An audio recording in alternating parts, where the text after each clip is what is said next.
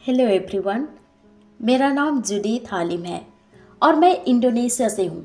मेरी परवरिश बहुत ही गरीब परिवार में हुआ, जहाँ मेरे पिता जुआड़ी और औरतबाज थे और वे अक्सर मेरी माँ को पीटा करते थे।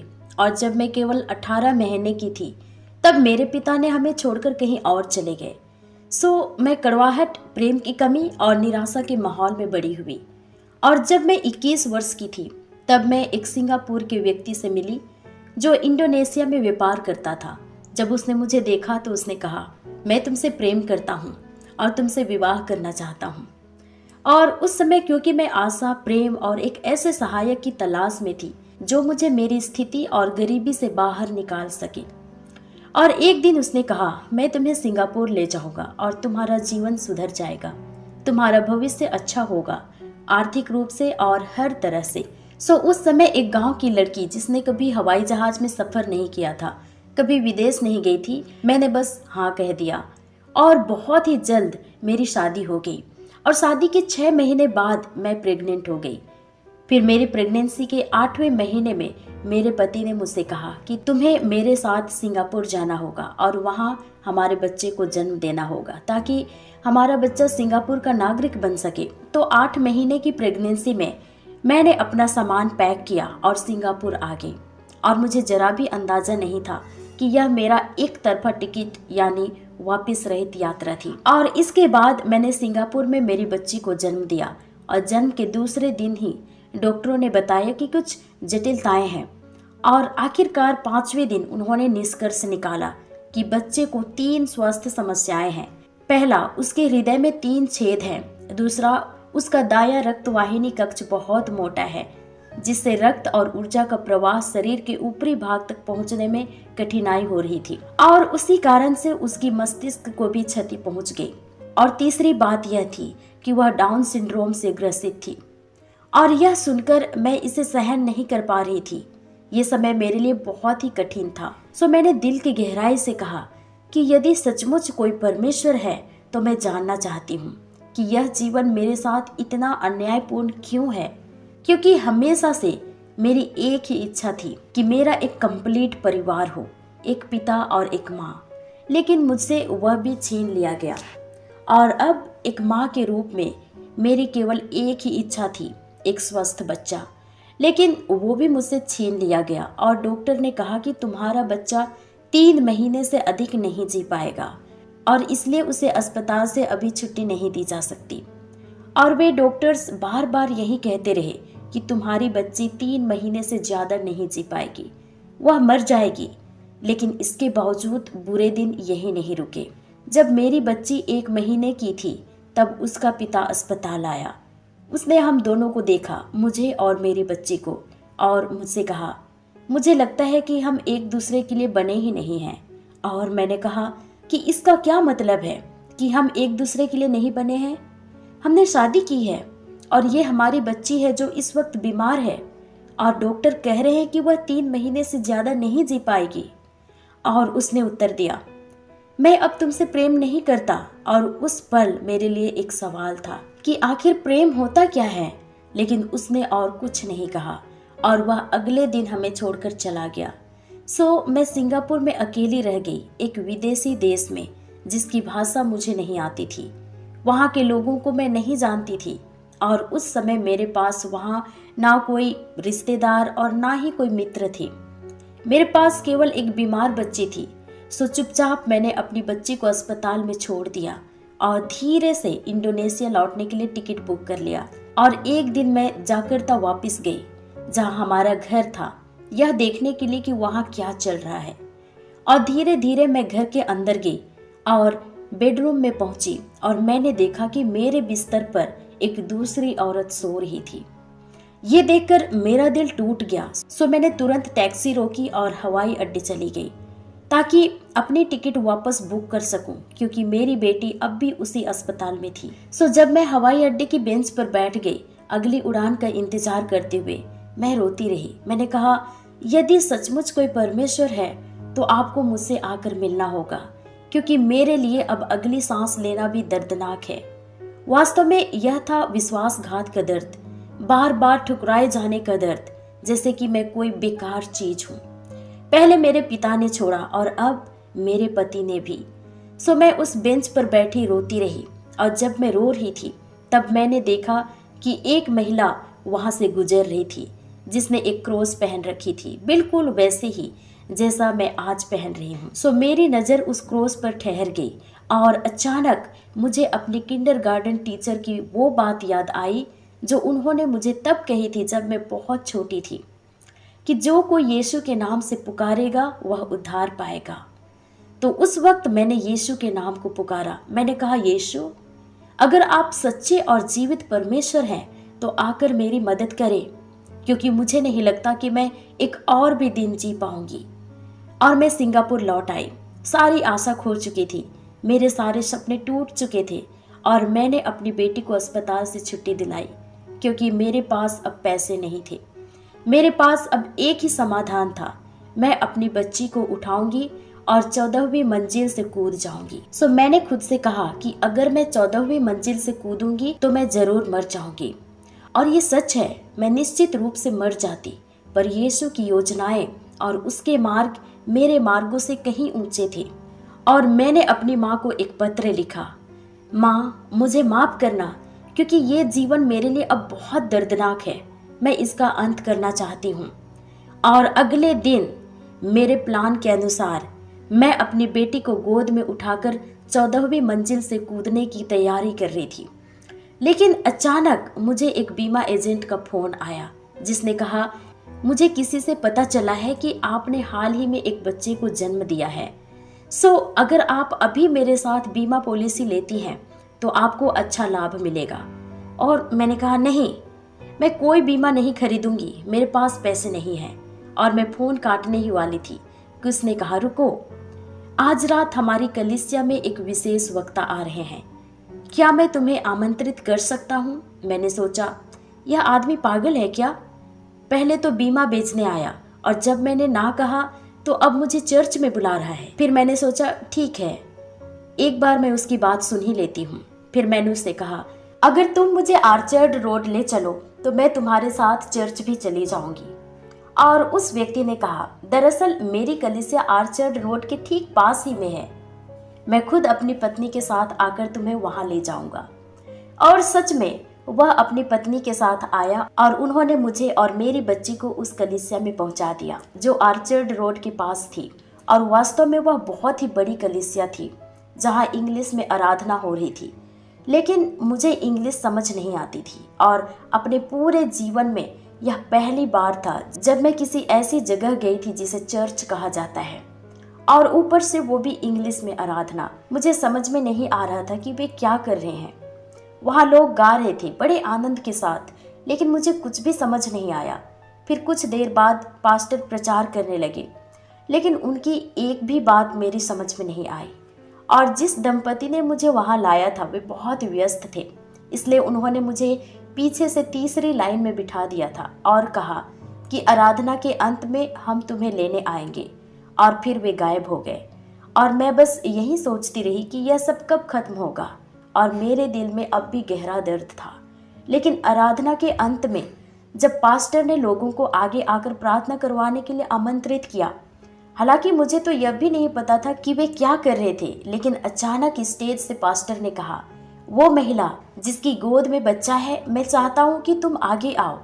और मुझे तो यह भी नहीं पता था कि वे मुझे ही बुला रहे थे। लेकिन तभी चर्च के दोनों ओर से असर्स आए, ये कहते हुए कि जाओ जाओ, वो तुम्हें बुला रहे हैं। और मैं मंच पर गई और पास्टर ने मुझसे पूछा, क्या तुम प्रभु यीशु मसीह को अपने व्यक्तिगत प्रभु और उद्धारकर्ता के रूप में ग्रहण करना चाहती हो? और किसी ने मेरे लिए यह बात हाकियन भाषा में अनुवाद की, और मैंने कहा, यह यीशु कौन है? मैं उन्हें नहीं जानती। और अचानक मैंने देखा कि पूरा चर्च लाल रंग की रोशनी से भर गया है, और उसी पल मैंने एक ऐसी शांति महसूस की जो समझ से परे थी। वह शांति जो मैंने 22 वर्षों तक कभी अनुभव नहीं की थी। सो मैंने पास्टर से कहा, मैं नहीं जानती कि यह यीशु कौन है, पर यदि यह विशेष शांति उसी यीशु से जुड़ी है जिसके बारे में आप बोल रहे हैं, तो मुझे यह जरूर चाहिए, क्योंकि मैं इसके बिना नहीं जी सकती। और मैंने उसी क्षण प्रभु यीशु मसीह को अपने व्यक्तिगत प्रभु और उद्धारकर्ता के रूप में स्वीकार कर लिया। और मैं रोती रही, बस रोती रही। उस समय मैं रोना बंद नहीं कर पा रही थी और मैं भूल गई कि मुझे आर्चर्ड रोड जाना था। और अचानक वह दंपति फिर मेरे पास आया और कहा, चलो अब हम तुम्हें घर पहुंचा देते हैं। और उन्होंने मुझे घर पहुंचाया। और मेरे लिए वह पहली रात थी जब मैं सुकून से सो पाई। पहले मुझे गहरा डिप्रेशन था। मैं 5-5 दिन तक सोए बिना रह सकती थी, बिना खाए रह सकती थी, लेकिन उस रात मैं चैन से सो पाई। और अगली सुबह जब मैं उठी तो खोजने लगी कि वो दर्द कहाँ गया। वो भयानक पीड़ा जो मेरी छाती में थी, जिसे मैं सांस भी नहीं ले पाती थी, वो कहाँ है? वह गायब हो चुकी थी। सो मैंने वह पत्र उठाया जो मैंने अपनी माँ के लिए लिखा था, जिसमें लिखा था कि मैं अपनी जान लेने जा रही हूँ। मैंने उस पत्र को देखा और इस बार मैंने स्वयं से कहा, नहीं, मैं मरने नहीं जा रही हूँ।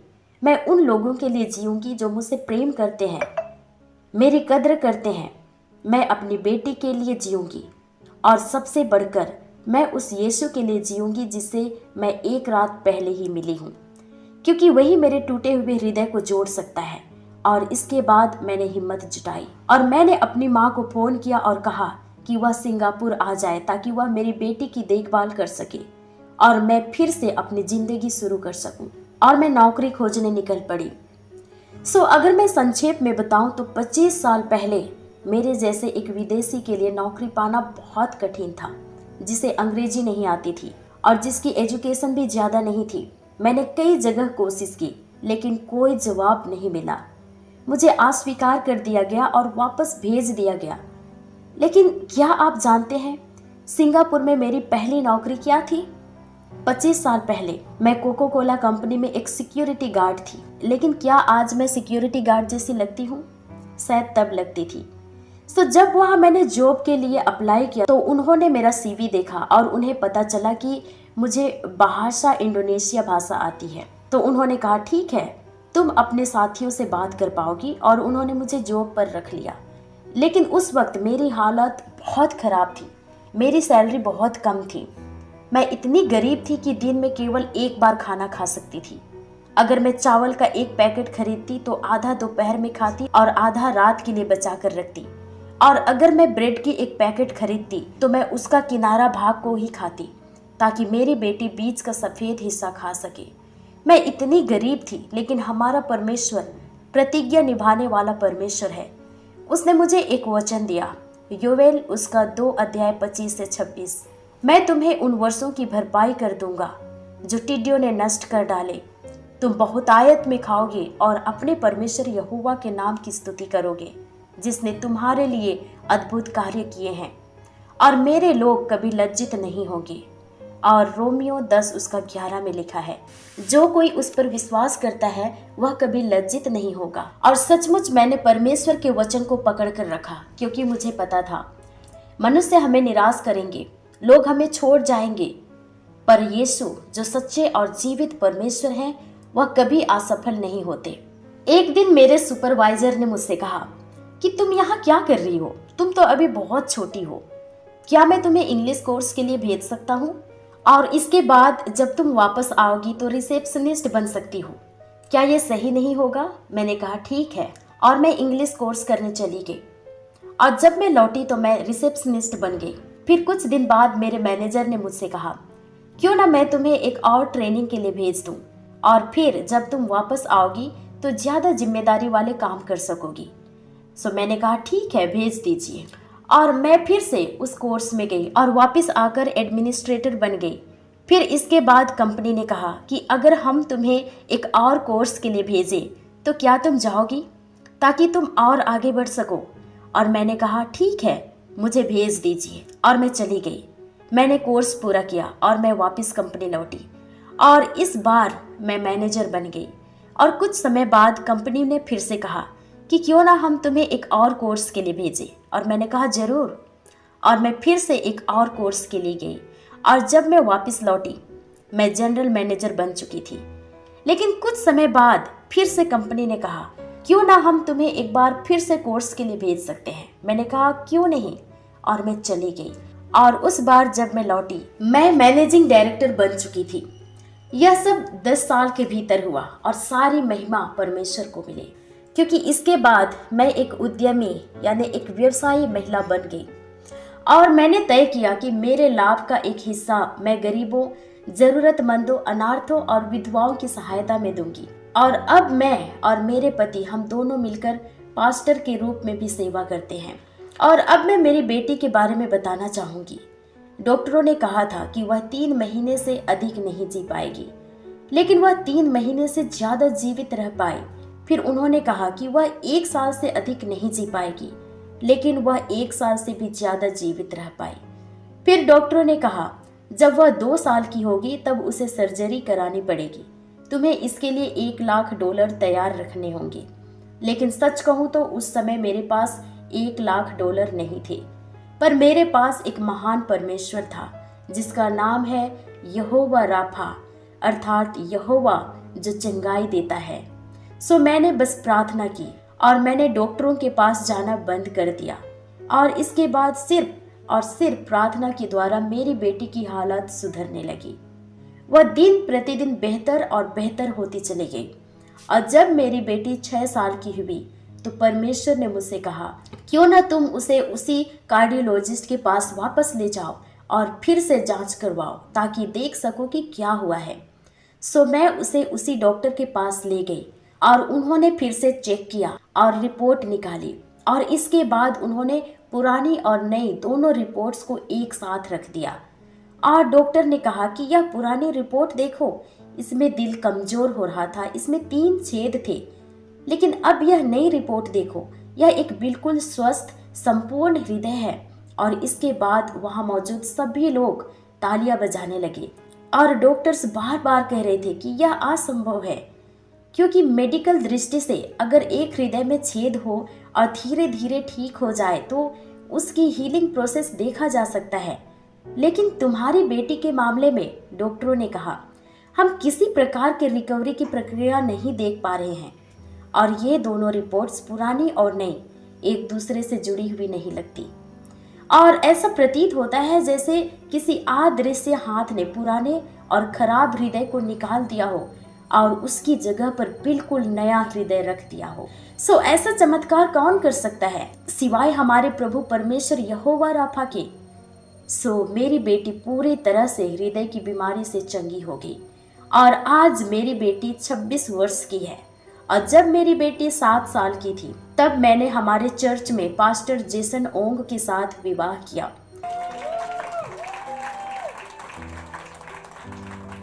सो मेरे दोस्तों, आज मैं एक बात कहना चाहूंगी कि जब कोई चमत्कार होता है तो हम क्या कहते हैं?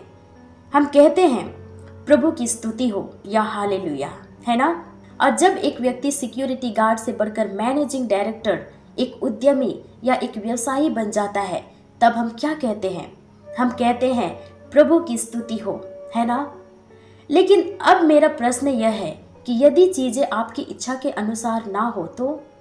यदि आपका कोई प्रियजन कैंसर से पीड़ित हो जाए तब आप क्या कहेंगे? यदि आपकी नौकरी चली जाए तो? और यदि आप किसी अपने को खो दें, क्या तब भी आप कह सकेंगे कि प्रभु की स्तुति हो? क्या तब भी आपके मुंह से हालेलुया या प्रभु की स्तुति हो ये शब्द निकलेगा? मेरी शादी के 2 साल बाद मेरे पति को अक्सर चक्कर आने लगे और उल्टी होती थी। सो हम डॉक्टर के पास गए। डॉक्टर ने कहा आपके पति को ब्रेन कैंसर है और उनकी बीमारी बहुत ही दुर्लभ थी और पूरा सिंगापुर में यह पहला मामला था। इसका नाम था एंडोलिम्फेटिक सैक ट्यूमर और पूरे अमेरिका में इसके 50 से भी कम मामले पाए गए थे और पूरी दुनिया में 200 से भी कम। सो इतने कम लोग इस प्रकार के कैंसर से पीड़ित होते हैं कि इसके लिए कोई दवा भी नहीं है, कोई थेरेपी नहीं, कोई इलाज नहीं। और सिंगापुर में 2 डॉक्टर्स थे जो इस मामले को देख रहे थे, लेकिन उन्हें भी नहीं पता था कि क्या करना चाहिए। और आखिरकार उन्होंने अमेरिका के जॉन्स हॉपकिंस यूनिवर्सिटी से 2 और प्रोफेसर्स को सिंगापुर बुलाया और कुल 4 प्रोफेसर्स इस मामले को अध्ययन करने में जुट गए। यह केस बहुत चर्चित हो गया। यह मेडिकल जर्नल में प्रकाशित किया गया और उसका शीर्षक था सिंगापुर में पाया गया पहला मामला, एंडोलिम्फेटिक सैक ट्यूमर। मरीज का नाम जेसन। इस प्रकार मेरे पति का नाम प्रसिद्ध हो गया, लेकिन इस प्रसिद्धि के पीछे भयंकर पीड़ा थी। लेकिन उस समय हम दोनों परमेश्वर की सेवा में लगे हुए थे, इसलिए हमने परमेश्वर से पूछा, प्रभु यह सब हमारे साथ क्यों हो रहा है और क्या आप जानना चाहते हैं? परमेश्वर ने क्या कहा? उन्होंने हमें रोमियो 8 उसका 28 वचन दिया, सब बातें मिलकर भलाई के लिए काम करती है उन लोगों के लिए जो परमेश्वर से प्रेम करते हैं और जो उसकी इच्छा के अनुसार बुलाए गए हैं। सो मैंने सोचा, भलाई, इतनी गंभीर बीमारी से क्या भलाई निकल सकती है? क्योंकि डॉक्टर ने कहा था कि इसके लिए कोई दवा नहीं है, ना ही कोई इलाज, ना रेडियोथेरेपी, ना कीमोथेरेपी, और एकमात्र उपाय जो हम आजमा सकते थे वो था सर्जरी। सो पहले सर्जरी 20 घंटे तक चली और 20 घंटे की सर्जरी के बाद डॉक्टर बाहर आए और बोले, माफ कीजिए, हम बहुत देर कर चुके हैं। मैंने कहा, आपका क्या मतलब है, बहुत देर हो चुकी है? उन्होंने कहा, कैंसर बहुत आक्रामक हो गया है, उसने संतुलन की नस को नष्ट कर दिया है और सुनने की नस और झिल्ली को नष्ट कर दिया है। हमसे जितना हो सकता था हमने किया, लेकिन कैंसर इतना फैल चुका है कि 30% हिस्सा अब मुख्य धमनी में चिपक चुका है और मुख्य धमनी पर हम कुछ नहीं कर सकते, क्योंकि अगर हम जरा सी भी गलती करें और मुख्य धमनी को छू ले तो वह फट जाएगी और तुम्हारे पति की तुरंत मृत्यु हो जाएगी। डॉक्टर ने मुझसे कहा कि आपके पास सिर्फ 6 महीने हैं, आपके पति केवल 6 महीने तक ही जीवित रह सकेंगे। और उन्होंने यह भी बताया कि उनकी मृत्यु कैसी होगी। कैंसर लगातार मुख्य धमनी को काटता जाएगा और एक समय आएगा जब वह धमनी फट जाएगी और तब उसकी आंखों, नाक, मुंह और कानों से रक्त निकलेगा। सो इस तरह यह हमारी कठोर सच्चाई थी मेरे दोस्तों। उस समय मेरे पति आईसीयू में थे। मैंने उनसे कहा, डॉक्टर कहते हैं कि आप 6 महीने में मरने वाले हैं। और उन्होंने कहा, अब मुझे अपनी जिंदगी के सारे काम निपटा लेने दीजिए, क्योंकि मेरे पास 6 महीने से ज़्यादा समय नहीं है। फिर मैंने अपने पति से पूछा, डॉक्टर कहते हैं कि आप 6 महीने के भीतर मर जाएंगे, तो फिर अब आप क्या करना चाहते हैं? फिर उन्होंने कहा कि मुझे परवाह नहीं कि डॉक्टर क्या कहते हैं, जब तक मैं सांस ले रहा हूँ, जब तक मैं जीवित हूँ, मैं हर दिन को यीशु के लिए अर्थपूर्ण बनाऊंगा। और अगर मैं इस अस्पताल से जीवित बाहर निकल सका और सामान्य रूप से चल फिर सका तो मैं समय व्यर्थ नहीं करूंगा। और अब आओ हम पूरी तरह से परमेश्वर की सेवा में लग जाएं, गरीबों, जरूरतमंदों, अनाथों और विधवाओं की सहायता करें, खास तौर पर उन देशों में जहां लोग बहुत पीड़ित हैं, क्योंकि अब मेरे पास समय बर्बाद करने के लिए नहीं है। और मैंने कहा, ठीक है। और वास्तव में इसके बाद मेरे पति उठने लगे और वह अब भी सामान्य रूप से काम कर सकते थे, बस वे सुन नहीं पाते थे, सीधे चल नहीं पाते थे और बहुत सी चीजें नहीं कर पाते थे। फिर भी हम आगे बढ़ गए। हम पाकिस्तान गए, म्यांमार गए, कंबोडिया गए, फिलीपींस, इंडोनेशिया, मलेशिया और चीन गए। हमने 30 बच्चों के साथ अपनी सेवा शुरू की और वह सेवा 30 से बढ़कर 300 बच्चों तक पहुंची, फिर 300 से 600 बच्चों तक, और इसके दौरान 6 महीने बीत गए। मेरे पति की मृत्यु नहीं हुई, पर कैंसर अब भी बढ़ता रहा और हमारे सेवा का विस्तार भी हो रहा था। और एक दिन उन्होंने कहा, चलो हम और आगे बढ़ते हैं, क्योंकि मेरे पास अब समय नहीं है खोने के लिए, हमें और जोश के साथ काम करना है। सो यीशु के लिए बस एक और आत्मा तक पहुंचे, बस एक और। सो इस तरह हमारी मिनिस्ट्री और ज़्यादा बढ़ती गई, 600 बच्चों से 900 बच्चों तक, 900 से 1200 बच्चों तक, और वह अब भी जीवित थे। पर कैंसर भी बढ़ता जा रहा था। सो मेरे दोस्तों, कैंसर वास्तविक है और यह बेहद दर्दनाक होता है, क्योंकि हम जिन जगहों पर सेवा करने जाते थे, कई बार वे कचरे के ढेर और झुंगियों जैसे स्थान होते थे, और ऐसी जगहों पर हम जाते जहां कोई डॉक्टर्स नहीं होते। हमारी जेब में हमेशा दर्द निवारक दवाएं रहती थी। और क्या आप जानना चाहते हैं कि हमने यह यात्रा कितने समय तक तय किया? 17 वर्षों तक।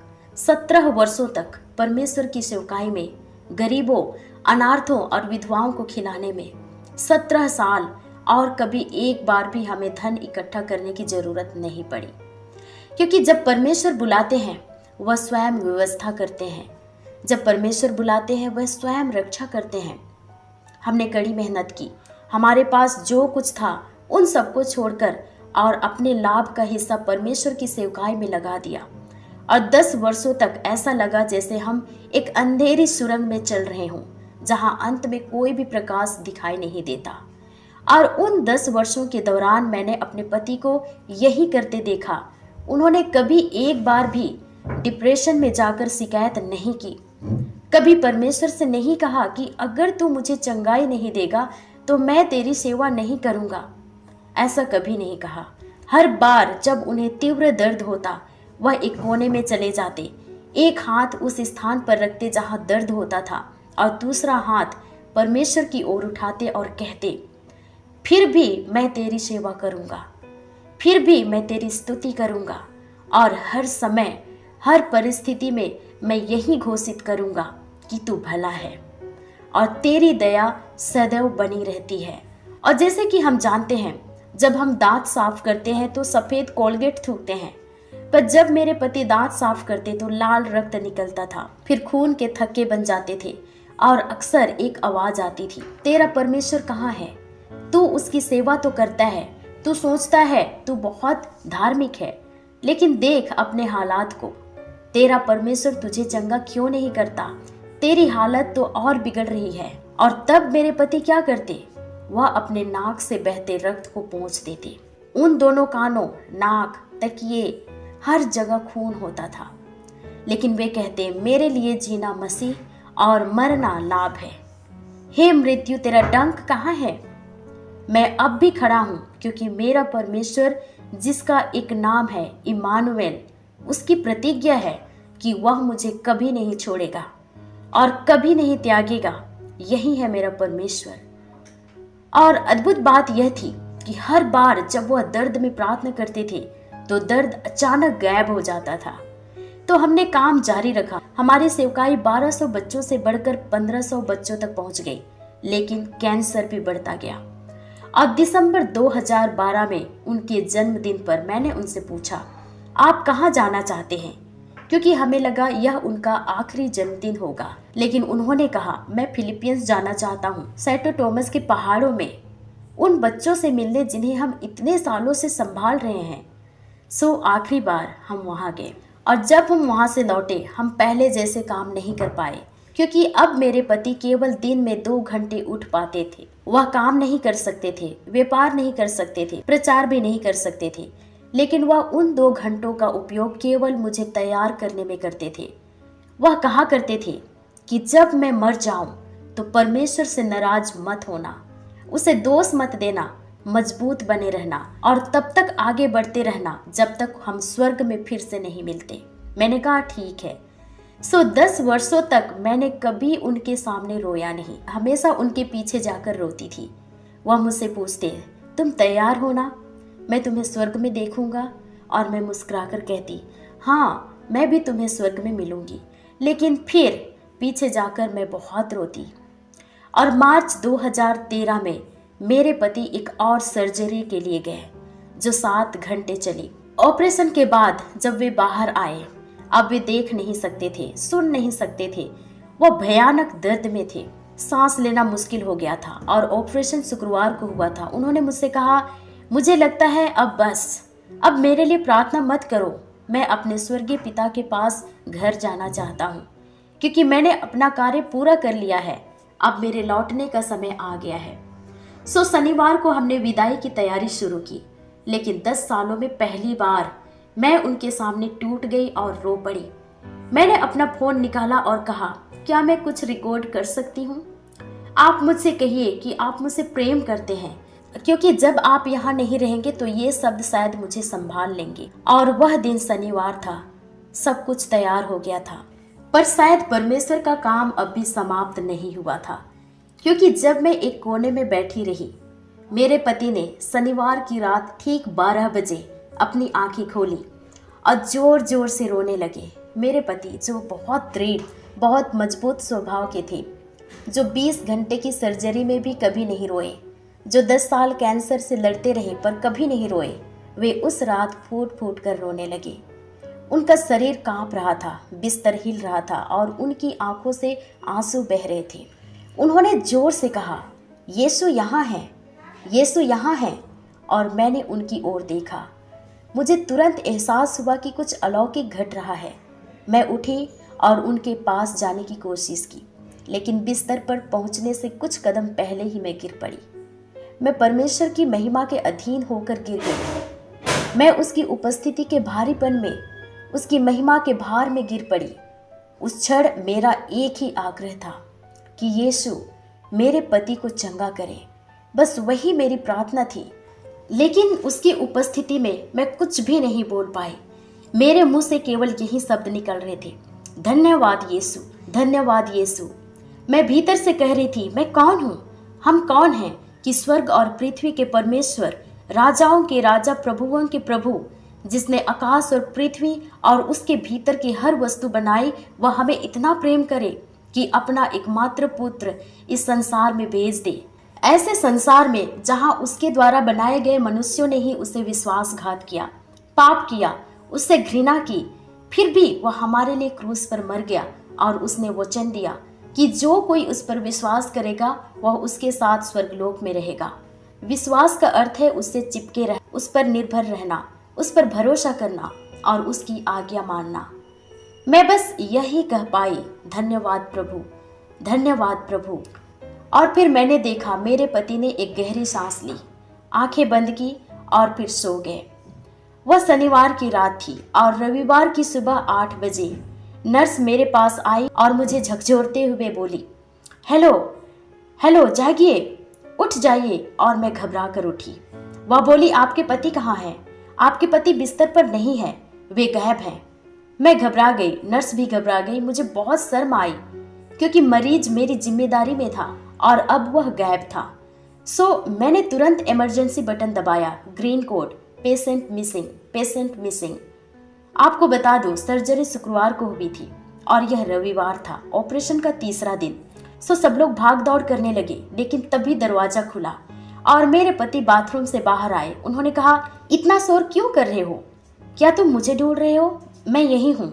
और हम सब हैरान थे। मैंने कहा, आप नहा रहे थे? वहां से साबुन की खुशबू भी आ रही थी और मेरे पति मुस्कुरा कर बोले, हाँ, मैं नहा रहा था।